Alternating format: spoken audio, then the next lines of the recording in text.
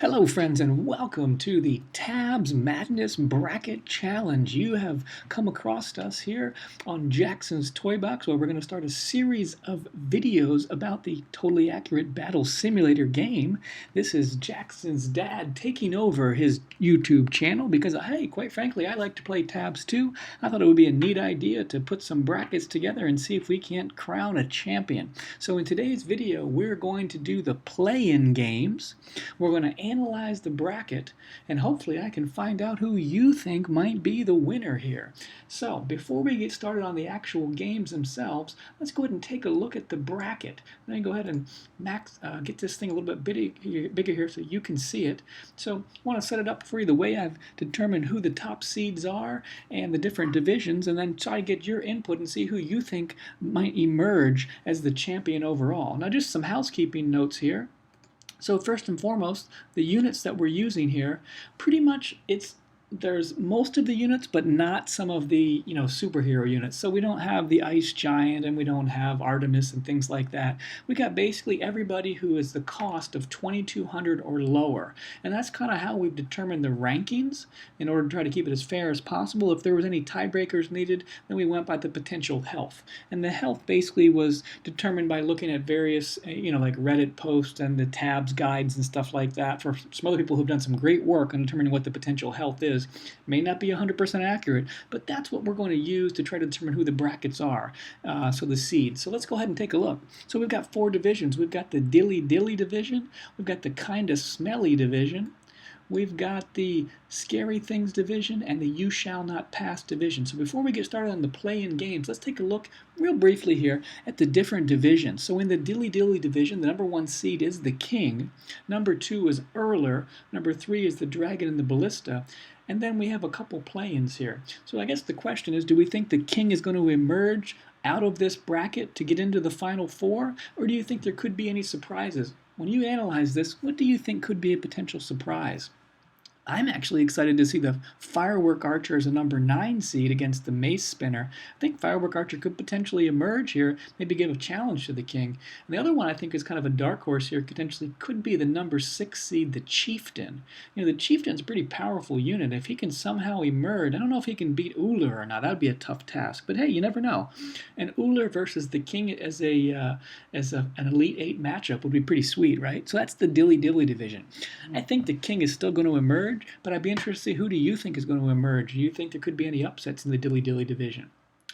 Moving on here to the Kinda Smelly division, number 1 seed is the Mammoth, number 2 is the Minotaur. So the animals rule the day here. We've got a couple vehicles rounding out 3 and 4. And again, the seeds are determined by the cost of the unit. So you are going to see some higher priced vehicles in those top seeds. But that could make it interesting because we could get some surprises from some other lower seeds here. I think somebody to watch here is the Valkyrie sitting at number 5. Number 5 matchup Valkyrie could potentially emerge as a wild card into maybe the Elite 8, maybe into the Final 4. On the bottom half of the division, I don't know. I think you would think Minotaur should be able to handle everybody down here, but if you have a different opinion, let us know what you think. Is the Mammoth going to emerge, or could somebody surprise the Mammoth in the Kinda Smelly division? So we're getting ready almost to play the play-in games, but let's look at our final 2 brackets. We got the Scary Things division, led off by the Monkey King. Also, you got the Potion Seller, the Executioner, and Snake Archer in here, so you can see why it's Scary Things. Plus, we got Monkey King number 1. We got Wheelbarrow Dragon number 2. We got Vlad and the Catapult.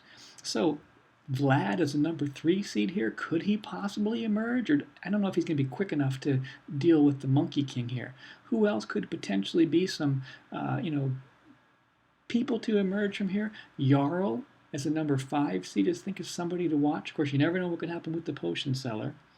And we have the Snake Archer down here, 7-11 matchup, Snake Archer and Shield Bearer. We'd think Snake Archer could emerge from that. Could Snake Archer potentially emerge all the way into the Elite 8? Who knows? Finally, down into the You Shall Not Pass division, Zeus is the number 1 seed, followed by Hawacha, who is a number 2 seed. Some people think, the Vegas odds on him could potentially, if everything falls right, he could do some damage here. Then you got Scarecrow and the Knight. Now the Knight, from what I heard, was very upset about being a number 4 seed.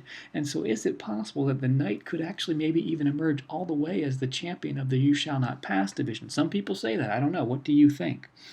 Other people to watch out for, the Stone Thrower, always dangerous. Harvester sitting at a number 5 seed, he could come out of here. This part here is really loaded here on the top half of the You Shall Not Pass division. On the bottom, you got an interesting matchup with the Hay Baler and the Ninja. That 10-6 matchup could potentially see the Hay Baler there. You never know what could happen with the Jester. So those are your matchups. You've got the 4 divisions. Who do you think is going to emerge? Will it be the number 1 overall seed Monkey King taking the crown home? Could the King surprise? Could Mammoth come through? Or will it be Zeus or somebody that's not even a number 1 seed? We need to start getting things underway right here. So let's take a look. Let's go over to our tabs and let's get in the first matchup in the play-in game, which will be the Headbutter versus the Bard. Now I should note that each of the, in terms of the arenas, are going to be determined by the number 1 seed. So the King is a medieval player, so his matchups will all take place in one of the medieval locations. That could sometimes come into play when you get the Dynasty arena with the Monkey King with that big hole in the middle. That could make for some interesting matchups. First and foremost, though, we got the Bard versus the Headbutter, and let's go into the medieval matchup. And let's see here. We need to find the Bard. We'll put him over here. Now that's just interesting because in this particular location, hey, you never know. Somebody could fall off a cliff on the side. And we said the Headbutter, which is Viking. Let's take a look. Who do you think will win? Obviously, we would think it would be the Headbutter, but hey, we never know with the Bard working his magic. Okay, so the Headbutter misses right away. Headbutter is going to the cliff. What will happen with the Headbutter? Will the Headbutter be able to draw off sides? Where is that? Okay, so we got the Bard. The Headbutter's chasing down the Bard. Let's get a good view here.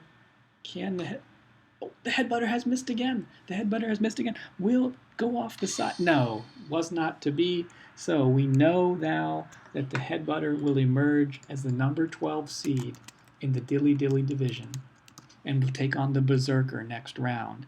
Now we need to go down to the kind of smelly division and do the play-in game there. That's the Farmer versus the Clubber. Mammoth is a tribal tribal warrior. So let's go back to the main menu. Let's get into a tribal location and let's go ahead and get the Farmer and the Clubber. So tribal Clubber, that's just his home turf. So could the Clubber potentially have an advantage here? Who do you think will do it? I think that it should be the Farmer because he's got longer reach. But let's take a look and see. So Farmer, Clubber. Oh, they both missed. They both missed right away. I'll tell you what. Let me see something here. Is that a tiny? This is a tiny Farmer. We actually have a tiny Farmer taking on a Clubber. Could the tiny Farmer somehow find a way to beat the much giant? And he does. Oh my goodness, the tiny Farmer has done it. Hats off to the tiny Farmer.